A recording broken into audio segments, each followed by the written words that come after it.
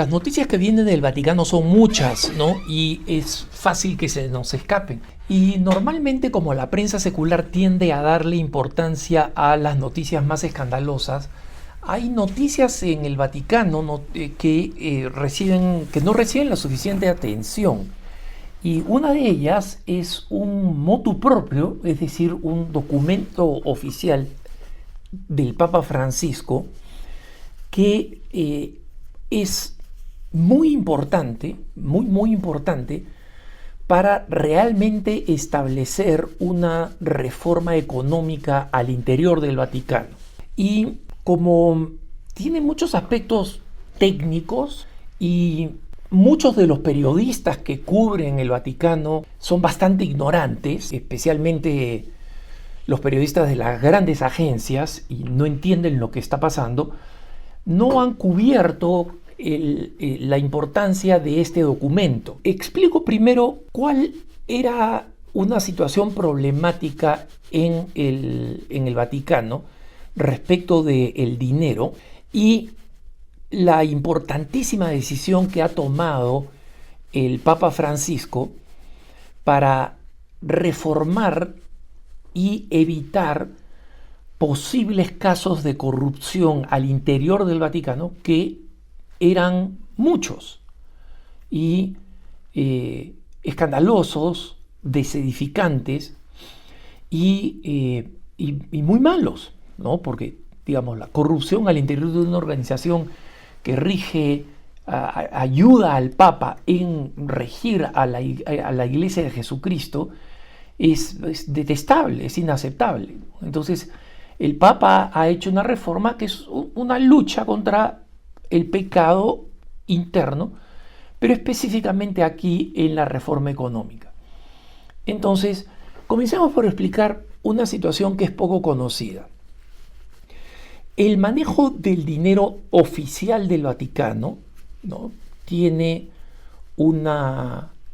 digamos, lo que se llama APSA, que es la administración del patrimonio de la sede apostólica, ¿no?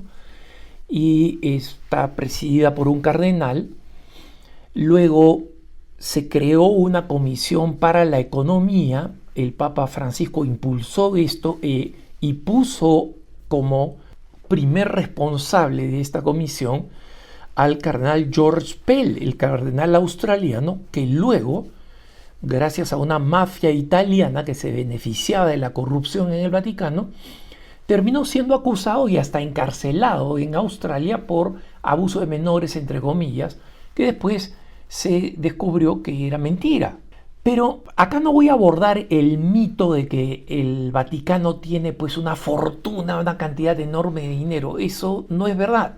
El Vaticano tiene en propiedad obras de arte que podrían teóricamente constituir una fortuna, pero el Vaticano es guardián de esas obras de arte que las hace disponibles al pueblo a través de los museos vaticanos.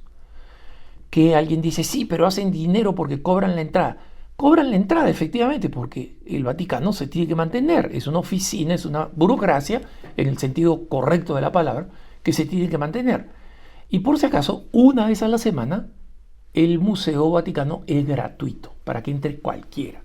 No son muchos los museos que hacen eso en el mundo. Un día, toda la semana, que sea gratuito.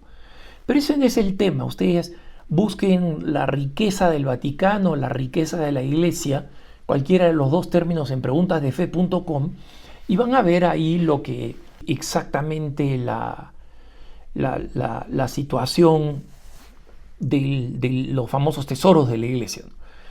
Pero ¿dónde está la parte problemática? Esa administración de los bienes, ahora especialmente con el Consejo para la Economía, los informes anuales que el Vaticano presenta a Moneyval, a la entidad que registra, digamos, la transparencia económica de los países de la Unión Europea, no tienen ningún problema. Pero el problema está en la cantidad de pequeñas o medianas organizaciones sin fines de lucro que se fueron creando a lo largo de los años vinculadas al Vaticano. ¿Cómo es esto? Como el Vaticano es un estado independiente, no es Italia, sino que es un estado independiente, muchas personas de dinero que deseaban donar a la iglesia o dejar sus propiedades o sus bienes a la iglesia con un fin particular, preferían hacerlo a una entidad del Vaticano como estado independiente que hacerlo con el gobierno italiano, que es extremadamente burocrático y cuyas leyes todavía tienen pues algunos rasgos del anticlericalismo garibaldiano, ¿no? de Giuseppe Garibaldi, de los que unificaron Italia. Entonces, estas instituciones, hay instituciones que son ya relativamente antiguas, que llevan los nombres de, por ejemplo, el Papa Benedicto XV, de San Pío X, ¿no? Y que fueron fundadas para fines específicos, promover el arte, promover tal encíclica del Papa, y hay fundaciones básicamente a nombre de todos los papas, y algunas de estas fundaciones son muy conocidas, como Bambino Gesù, por ejemplo, uno de los mejores hospitales infantiles del mundo, que es una obra de caridad vinculada al Vaticano. Pero después existen muchas de estas otras organizaciones porque no están regidas por el gobierno italiano, supuestamente están regidas por el Vaticano, fueron creadas como extensiones, como organizaciones de servicio de las distintas congregaciones. Por ejemplo, si había una institución que se llamaba, estoy acá inventando, ¿no? Pero para poner un ejemplo, una institución que se llamaba, digamos, Albino Luciani, ¿no? El nombre de el Papa Juan Pablo I. Y esta organización Albino Luciani era un dinero dejado por un grupo de personas para promover la educación. Entonces ese dinero iba a la Congregación para la Educación, a una fundación ligada a la Congregación para la Educación Católica, ¿no? O sea, para una congregación específica del Vaticano.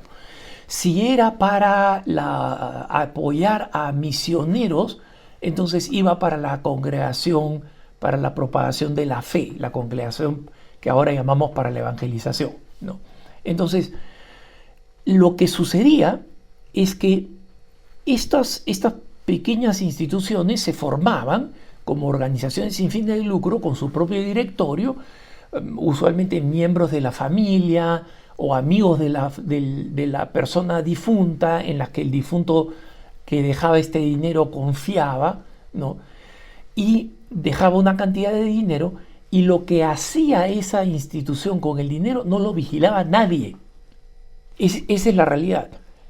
O sea, las congregaciones, los dicasterios, a los cuales estas organizaciones sin fines de lucro, que son como veintitantas, ¿cómo elegían a su directorio?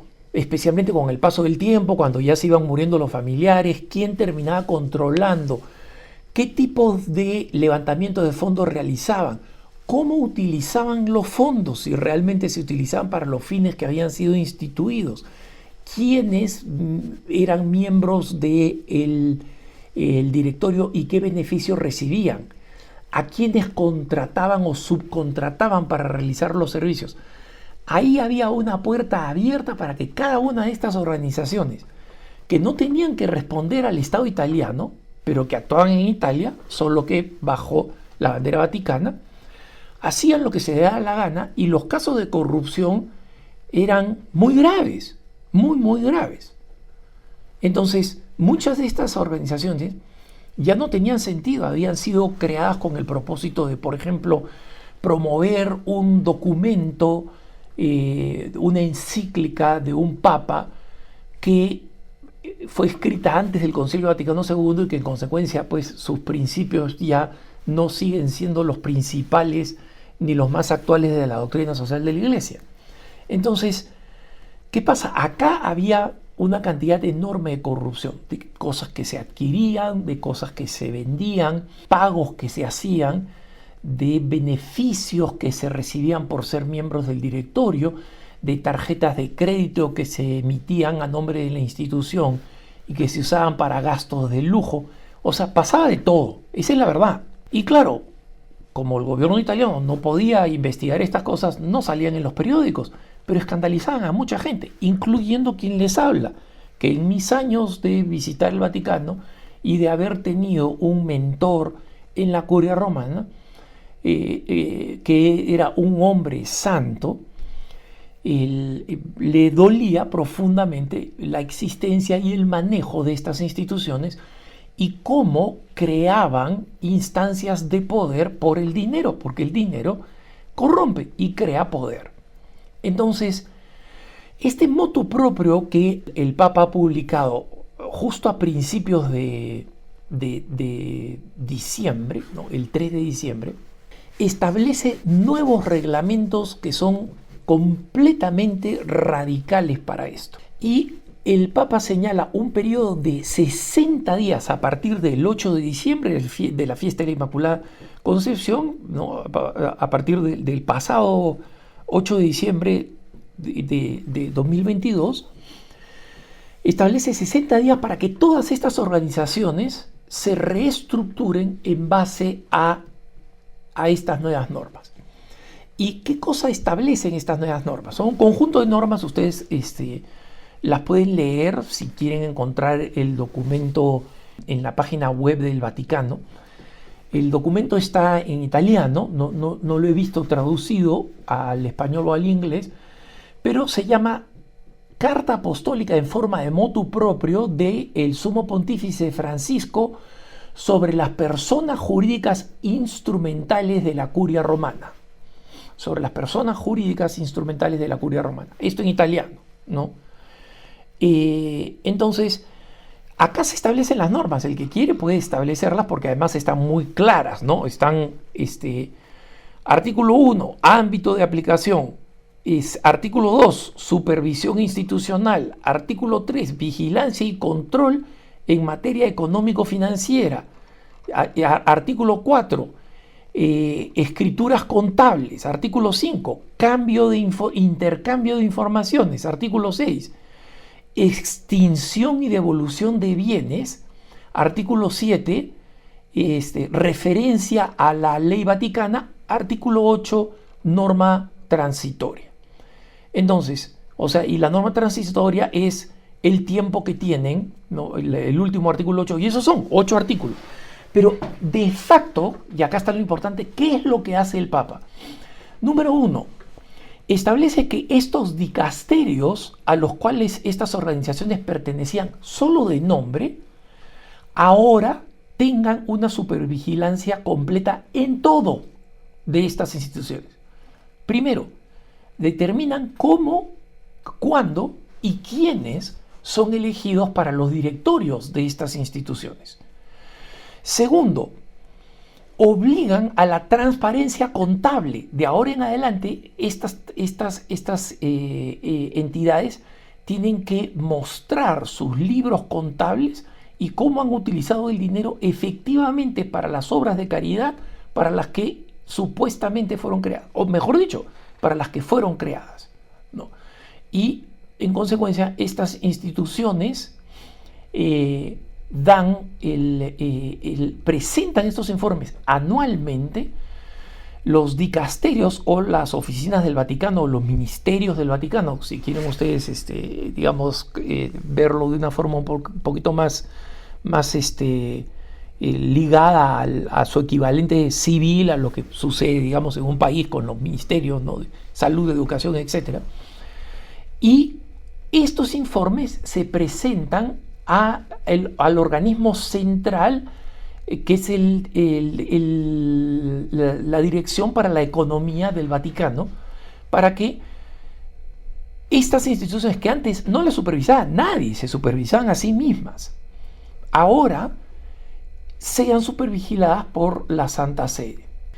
establece luego que la información económica entre estas organizaciones se comparta, ya no sean secretas, cerradas, trabajadas como privado, como organizaciones privadas, porque no lo son.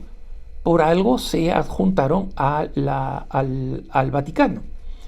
Y establece que aquellas organizaciones que fueron realizadas, como les digo, con un fin tan específico que ya ha perdido vigencia, que se disuelvan y que el dinero vaya allí donde quedó estipulado cuando esta organización se constituyó. Como saben ustedes,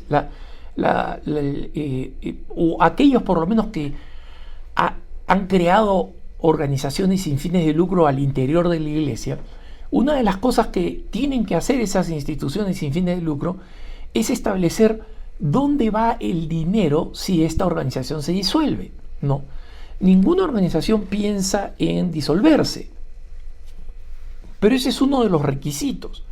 Entonces, la mayoría de las organizaciones dicen, este dinero va a la Iglesia Católica.